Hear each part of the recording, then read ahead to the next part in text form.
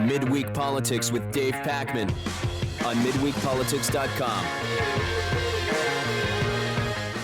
Hey, welcome back to Midweek Politics. Joining us is Jeff Kreisler, comedian and author of Get Rich Cheating, and also a native to our area here in Western Massachusetts. Hey, Jeff, how are you?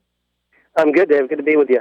Hey, so we met at the Talkers New Media Seminar. I think it's safe to say we were basically two of the youngest people there, and we were kind of out of place, right? Absolutely. Youngest and the best looking. Everyone else seemed to have the face made for radio, as they say. Wow. Well, so tell me about this, the book you wrote, Get Rich Cheating. I don't even understand the title. Explain it to me. How could you not understand the title? It's the American way. Get rich cheating. Everyone seems to do it. Everyone in power, whether it's bankers or athletes or politicians or Martha Stewart, who I call White Oprah. Right. It seems nowadays that like everything is some sort of cheating and bending the rules. Look at a company like BP. They bent the rules to make their billions, and now we're paying the price. Right. There's always something in the news that's about cheating. And a few years ago, I was writing a humor column every week about business news, and I would read about CEOs. Companies went bankrupt, but they got $40 million severances, and it just the whole thing struck me as cheating, as bending the rules and taking advantage of other people. And instead of crying, I tried to channel that energy into a satirical book, and I think it turned out pretty well. So one of my favorite, I guess, kind of cheating stories recently, we talked about this last week, is the Connecticut Attorney General, this guy Richard Blumenthal, who just said, when we got back from Vietnam, and he clearly was indicating he served in combat. Turns out he didn't. It's like, how do you forget that you didn't actually go to a war zone? Well, I'm pretty sure he was referring to the Vietnamese restaurant he'd been to at his previous speech. Right. I don't know how you forget those things, but I do know that there's always been people that fabricate their resume, and I don't know why they do it. Like there was a guy, he was appointed head of Radio Shack, and on his resume he lied about attending Bible college. Right. It has nothing to do with the job. Bible college, at least pretending to go to war might help you get voter sympathy, but people sometimes they lose all common sense. What have you lied about in your resume when you've tried to get gigs? Just general qualifications that I'm talented at all. I've tried to keep it truthful, which is maybe why I haven't advanced as much as I should. So you think if you lied, you'd be doing better? Absolutely. I mean, look, I'm in show business, or at least part of me is in show business, and there's a lot of lying in that.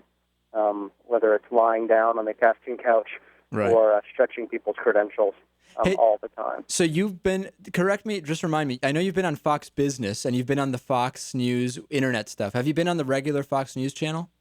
I have not. I've been dancing around the Fox News channel. I've been on there. They have a show called The Strategy Room, which is like a web show, and I've been on MSNBC, and I was just on CNN yesterday.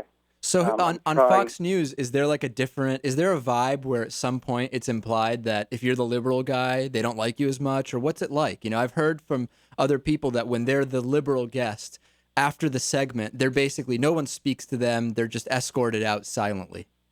That's kind of how it's felt at times I've been in there. I mean, the Fox News building where News Corp, the building in New York City, yeah. You walk in there and it's, first of all, it's filled with, their news babes, or whatever they call it, these gorgeous women. It's very distracting. And then you get on the air with maybe a news babe and some right-wing guys, and it's a fight. And then afterwards, the right-wingers kind of chat, and they discuss their plans, I guess, to go to Hooters or whatever they do. Right. And no, it's not Hooters. I was fortunate enough to chat with Alan Combs, who's the perfect example of a liberal guy. Yeah. And, he just looks like he's been worn down by years of being on there. It's not Hooters. It's lesbian bondage strip clubs. That's right. Which is great. It makes sense because the RNC can write off lap dances as trouser maintenance. That's right. I'm sure Michael Steele is personally doing that. Yeah. Okay, so the BP oil spill, we talked about it a lot, so I don't want to get into it too much, but that's it's easy to make money if you just don't do anything in terms of safety regulations, if you don't pay people, if you just do whatever, if you just cheat, it's easy to make money, right? And BP's the perfect example. Yeah, and then the newest news, or maybe it's not the newest, I haven't checked today, but the thing about the Minerals Management Service, part of I think it's the Department of Interior. Yeah. Basically, BP was throwing parties for them. So you spend a few thousand or even a few $1 million on the guys that give you the permits and the access, and then they turn around and sure they'll hand you, royalty-free drilling permits and, access to all the equipment and everything like that.